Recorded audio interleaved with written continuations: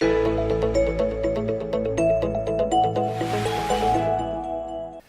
Parshat Mishpatim, the Torah begins what eventually is a very, very long list of mitzvot, with specifically and very famously a reference to the Eved Ivri, the Hebrew or Jewish slave. Of course, we don't have concept of slavery anymore, Jew or Gentile.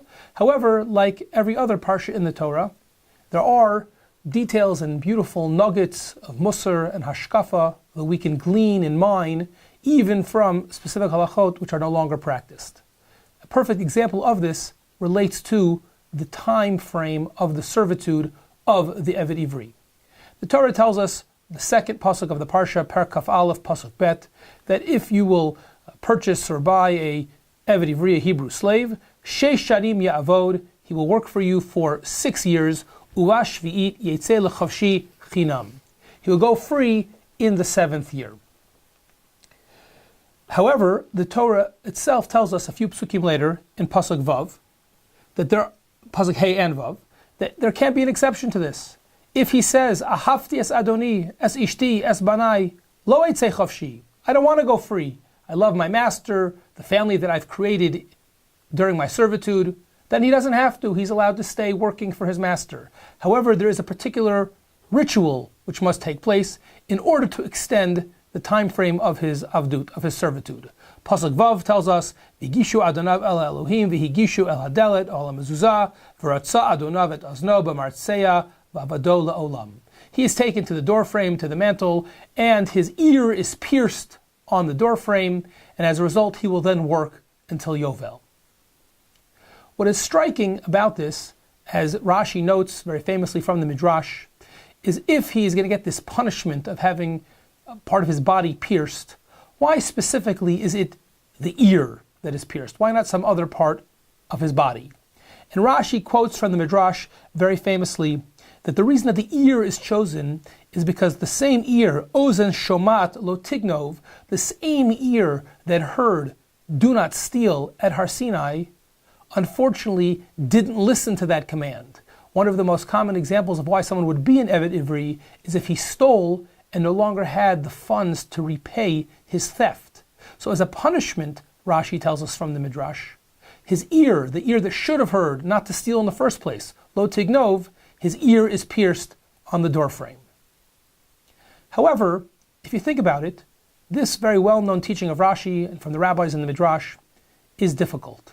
This difficulty is noted by the famous 19th century rabbinic leader, Rabbi Yeshua Leib Diskin.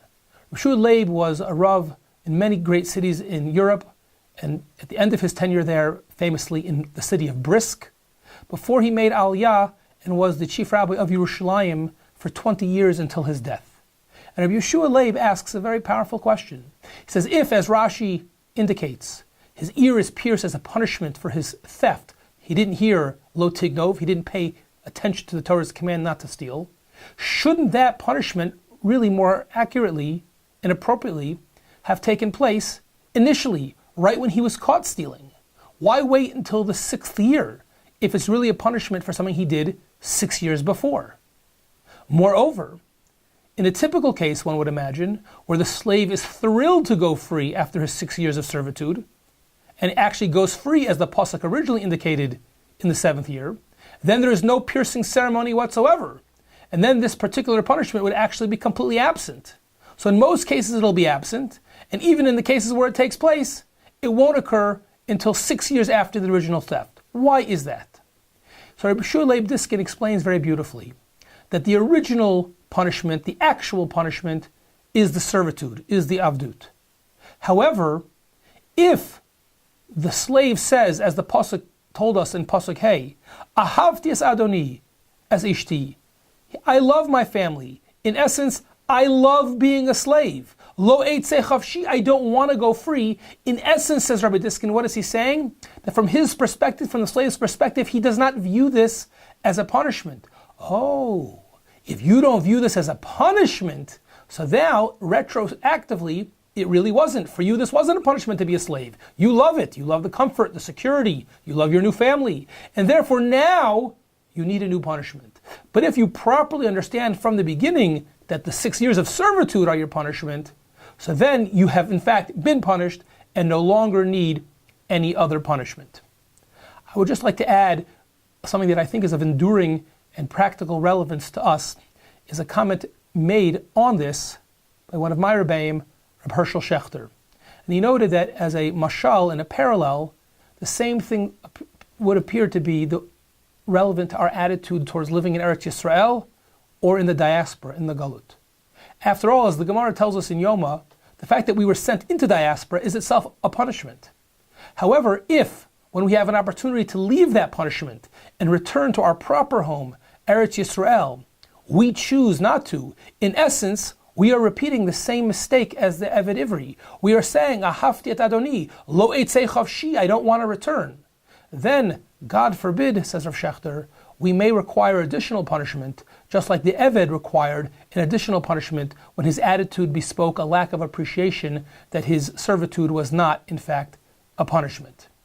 Obviously, the question of whether to make Aliyah, to move to Israel, is one that is complex and can be very difficult. However, at base, we should at least understand, as this insight based on the Parsha teaches us, that we can't forget, as much as we have it great in our various communities in the diaspora, that our true home is Eretz Yisrael.